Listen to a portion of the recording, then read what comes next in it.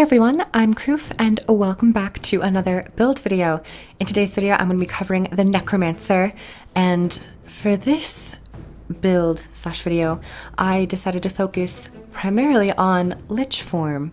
Now, Lich Form was changed just before Path of Fire launched, and I noticed that it really wasn't getting too much attention. I don't know, it might have, I just personally never saw some, so I thought, who's better to do it than me? Probably a lot of other people, but I thought I'd take the responsibility into my hands and create a little fun build. So I'm gonna jump right in and go over the basics, such as specializations and runes and amulets that I'm taking. The specializations I'm taking for this build include Soul Reaping, Spite, and Death Magic. For Soul Reaping, I take Soul Marks, Spectral Mastery, and Foot in the Grave. For Spite, I take Spiteful Renewal, Awaken the Pain, and Spiteful Spirit.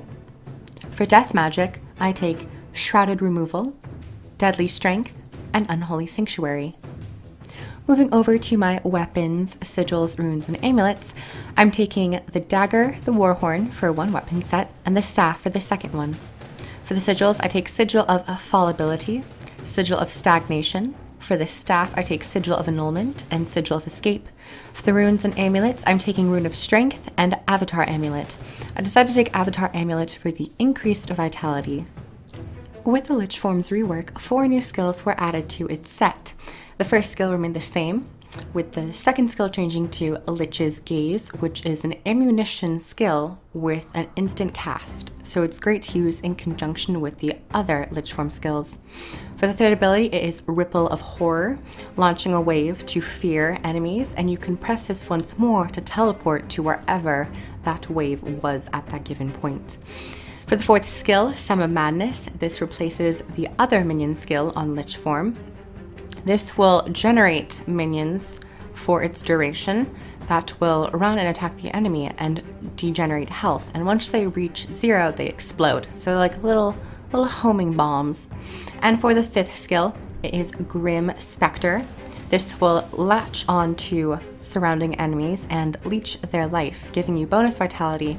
And a bonus is that if this is still remaining on Lich Form when Lich Form ends, Grim Spectre will continue to be applied to the character even out of Lich Form. So with all that groundwork laid, let us talk about this build. Honestly, I had no idea what I was doing. I was going to sleep last night and I was just thinking about video ideas and I'm like, wait, the Lich Form had changed. Why don't I try covering that? Overall, I am extremely pleased with the changes to Lich Form. I was unexpected, especially right before Path of Fire. It was kind of one of those things that just happened and no one really was expecting it.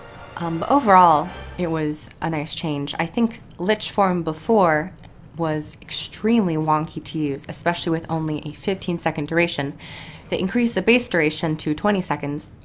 And I had looked up on the wiki, and originally Lich Form lasted for 30 seconds, which seems downright overpowered in some scenarios, but then again, its kit was a bit different back then.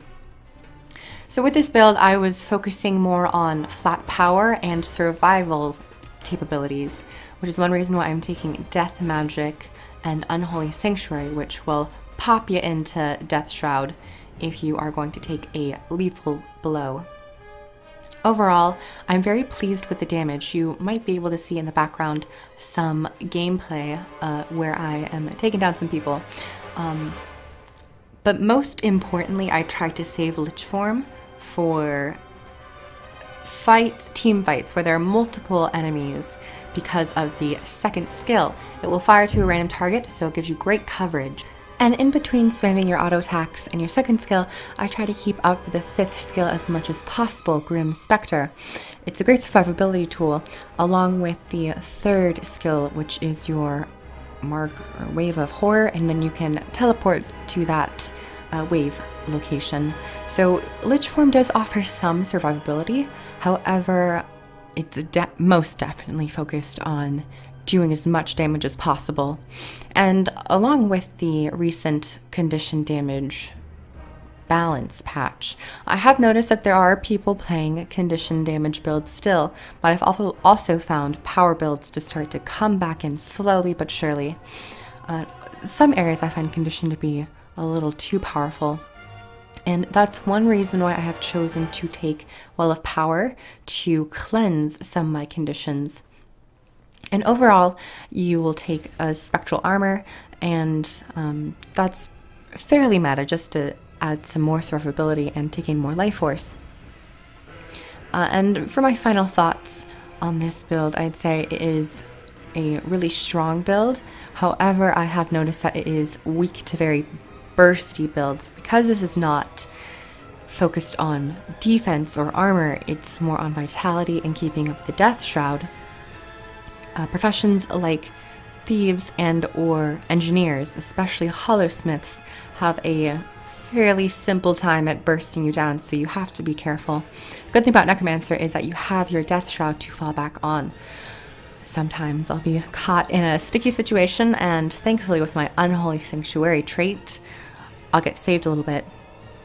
But never underestimate a hollowsmith in any scenario. It doesn't matter what class you're playing, hollowsmiths can do quite a bit of damage. So here in the background, you're just seeing me try to get the point, and to keep the point. I've kind of felt this is slightly bunker-y, bunker-esque. Nothing like a support bunker firebrand. They are extremely strong, but I have managed to find my own and to hold my own. Right there you can see I sniped a Deadeye. That was so satisfying. I remember that game and I was like, hey, you're not gonna wait, bitch. It was really nice. But other than that, I found this build to be really fun. I don't know if a lot of people use Lich From, and I'm surprised. And I think this has kind of caught people off guard, because every game I've played with this build, I have won, which is good. I think Necromancer in general is in a little weird spot right now, especially with the whole Scourge condition damage fiasco and people complaining if it's viable or not. But I found some nice fun in Power Necromancer, and even Base Necromancer. Hell, that's another thing. Base Death Shroud has not been touched in a long time, and I would enjoy a little bit of a balance for those skills, because I don't know, when was the last balance patch for Death Shroud? I'll have to probably wiki it, but it could maybe use a little bit of a tweaking as well. But I hope everybody enjoyed that little video. If you have any other build suggestions, I would love to hear it, because I love trying weird, wonky builds. So I hope you guys give this build a try. I hope it suits anyone's playstyle who enjoys a nice power build for a change. And if you play Necromancer as well, you can give it a shot. With that said, thank you everyone for watching. Subscribe for more Guild Wars 2 content. Like the video if you liked it, and comment down below on your thoughts on this build, if you can tweak it, or if you have any other build ideas for me to try out. And I will see you all in the next video. Take care everyone. Bye. Mwah.